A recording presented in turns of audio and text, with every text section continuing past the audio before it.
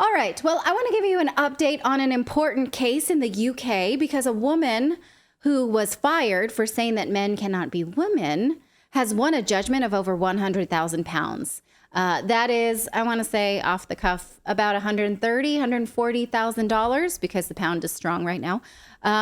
Now, this is an important case because this is the case that got J.K. Rowling in the hot seat when she decided to jump with both feet into the gender critical space.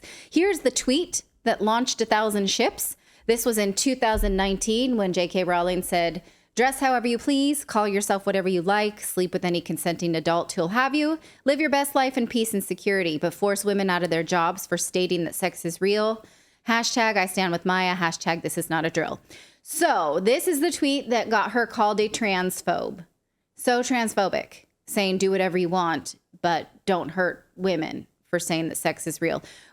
Who this Maya is that she was standing for is this woman. This is Maya Forstater. She worked at a think tank called the Center for Global Development, and she tweeted about a debate based on Kathleen Stock's ideas that sex is immutable. Then Forstater was fired for this. Now, Kathleen Stock is someone we've talked about at great length recently. She's a lesbian who was hounded for speaking at, was it Cambridge or Oxford? I can't remember. One of the fancier UK universities.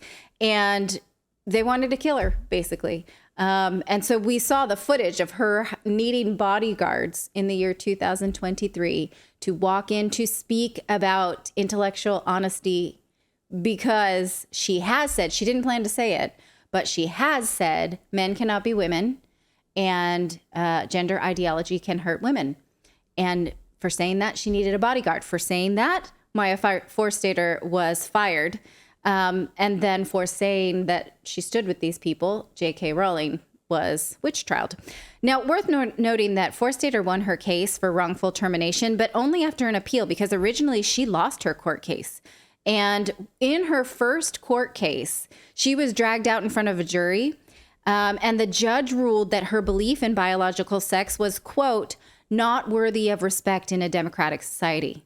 During the first trial, she was asked questions such as this: how did you come upon your novel belief that sex in humans is immutable? Wherever did you get that idea, darling? On what basis did she think male people could not be female? On what basis? Could she name a philosopher that agreed with her? Here is now, though, after she won that case, she got her judgment over the weekend. Here's how the judge ruled in her favor. Compensation of £91,500. There's interest there. And this total sum payable.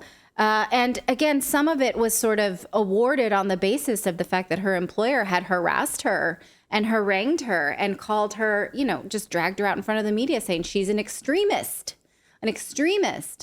for saying that men can't be women. And so would we say now that J.K. Rowling could say, I told you so?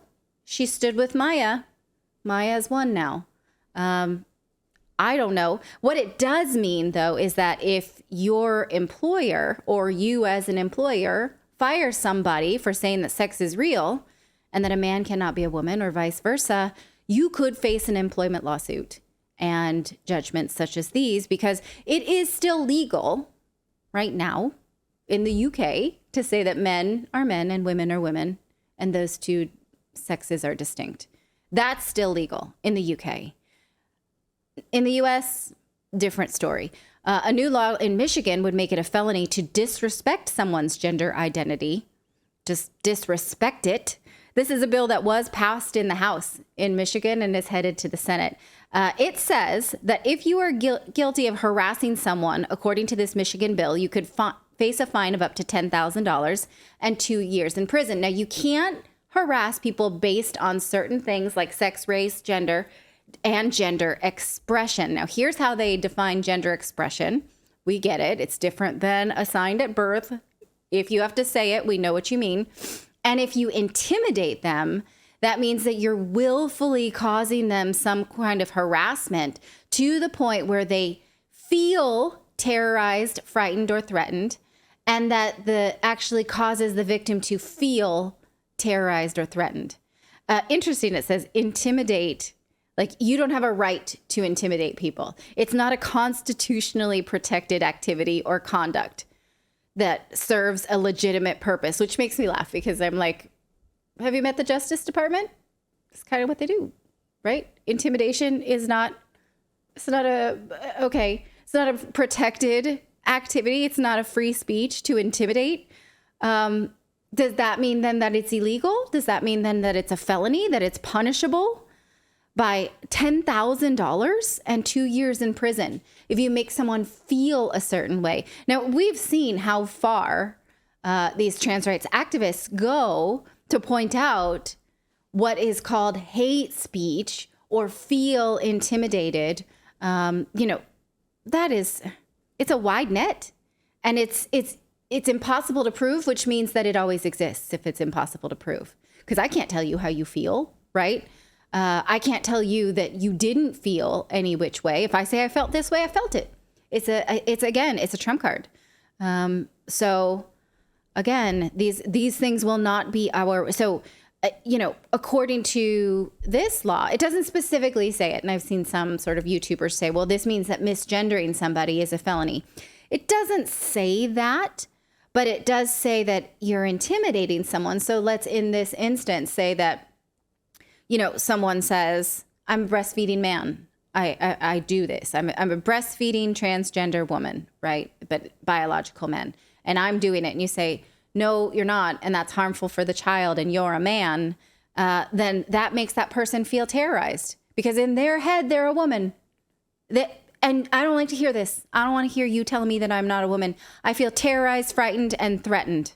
You can't prove that I don't, right? So I can see where misgendering would fall into this category, and they'll use it. Of course they will.